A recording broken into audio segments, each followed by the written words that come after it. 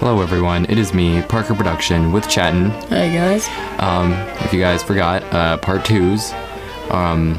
Usually do voiceovers with Chattan here, and I explore with Trevor. Anyways, Chattan, you have anything to say? Yeah, let me give you a little bit of history about this place. When this facility first opened in 1925, it was known as the District Training School for the Mentally Ill. The compound was placed in an idyllic setting over 20 miles away from the city center, and it was hailed as a forward-thinking institution, part of a progressive movement sweeping Europe and North America at the time. You know, at the time, doctors believed the setting designed at Forest Haven would satisfy the period concept that the mentally ill, who overwhelmed their families at the time and languished at home, would prosper if they could receive treatment and specialized training away from the stresses of urban life. And the designers of this facility had plans for a peaceful place. 22 buildings were situated on a 200-acre forested property in Laurel, Maryland. Buildings were referred as cottages, and most were given bucolic names like Dogwood, Elm, Hawthorne, Hemlock, so on and so forth. Cottages. Yeah. I guess that makes sense. Yeah, that does make sense. The main administration building was designed in the classic institution architecture of the era and contained dental examination rooms, doctors' offices, and x-ray rooms. Adjacent structures contained various evaluation facilities, as well as rooms for electric shock, hydrotherapy, and post-dosage observation. Interesting. This place was actually really creepy. The surroundings, you could hear people screaming in the buildings. Like, there was a lot of people that visit there, apparently, and don't get caught. Some people were like, oh, this place is heavily guarded. Not really. It felt like in the middle of nowhere. Like, it, you know, there was no guards at all. At least I got lucky or something. But you'll see in later clips of people walking around. You probably already saw some already in the very beginning. But yeah, this was one of my favorite places. This was really awesome. And soon I'm possibly going to another asylum because I like asylums now. I have like some kind of obsession with asylums. Asylums are actually this was my first one that I ever went to. Yeah, so I might do some in the future as well.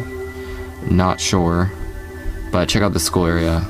I'm assuming that was a school building or cottage, if that's what they called it. I mean, yeah, this place was basically a kind of like a city built specifically for outcasts of society. Well, actually, the people there weren't really mentally ill. They just had a special disease. Okay, bear with me here. That wasn't normal. And you see, hold up for a second. Right there, those are the people I was talking. More people, lots of people everywhere. They were screaming, offer me drugs, all that crap. But yeah, the people there weren't really messed up. You know, they they were just different. They were set-minded though. They weren't I don't know. They weren't retarded. I don't like that word, but we're gonna use that word just for time's sake. But people saw them as that, and so they were placed there. If that makes any sense at all, I don't even know what I'm talking about anymore. But yeah, the people that were the real problem were the people that was working there. If anything, they needed to be at the institution, not working there, but they needed to be, because they were mental, pretty much. They were abusive.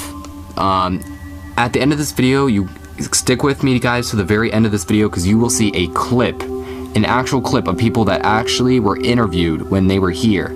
And you'll see that.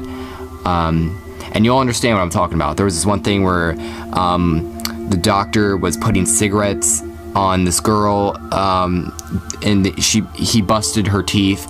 You guys will see that at the end of the clip. Chat, and I'll show you that later after we're done with this.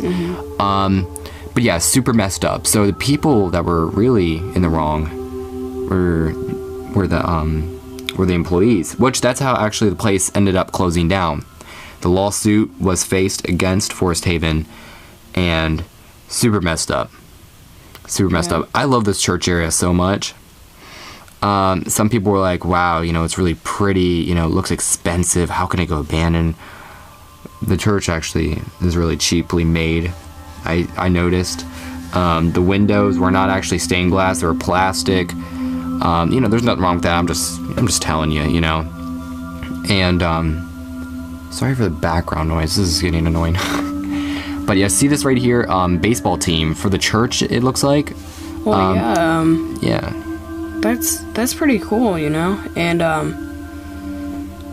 yeah, and you know, the property featured a theater, gym, several basketball courts, a baseball field. So, Did not get to explore that. Cafeteria and a recreation center, which I'm guessing just kind of like a place to hang out, maybe a gym type area, but you know. Yeah, I didn't actually get to explore that. This place was huge, 200 acres. As you guys already heard, so much stuff. Didn't even get to explore all of it. So, yeah, I don't think I'm gonna go back here. I'm not sure. Hopefully you guys enjoyed this video. Stick to the end of this video to watch the bonus clip that I have for you guys. And see you guys next time, and thank you for watching this voiceover.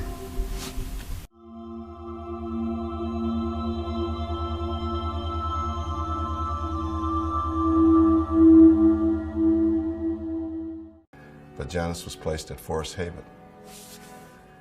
And we'd go and see her on the weekends and stuff like that. But I remember one day, she was on the first floor, and her room was right around the corner. So we heard her scream. So my father and I went into the room, and an attendant was standing over her. What he had done is he had knocked her front teeth out, and he was putting cigarettes on her as we were entering the room. Well, we stomped him. My father and I stomped him. Well, unbeknownst to me, at the time, my father had joined Mr. Evans in a class action lawsuit against the District of Columbia regarding Forest Haven.